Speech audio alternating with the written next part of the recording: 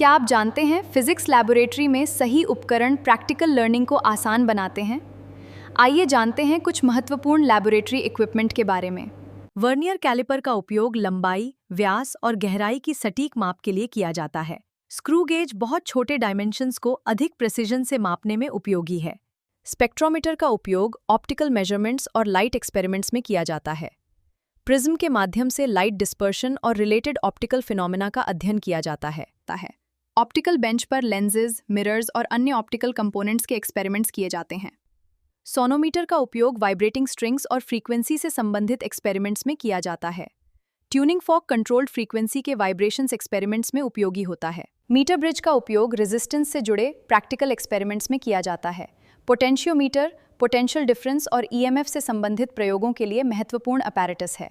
Ammeter electric current को major करता है। वोल्टमीटर पोटेंशियल डिफरेंस को मापता है। गैल्वेनोमीटर बहुत छोटी इलेक्ट्रिक करंट को डिटेक्ट करने के लिए प्रयोग किया जाता है। सही लैबोरेटरी इक्विपमेंट के साथ फिजिक्स प्रैक्टिकल लर्निंग अधिक स्पष्ट और प्रभावी बनती है। ऐसे एजुकेशनल लैबोरेटरी इंस्ट्रूमेंट्स के लिए माया लैब से जुड़िए।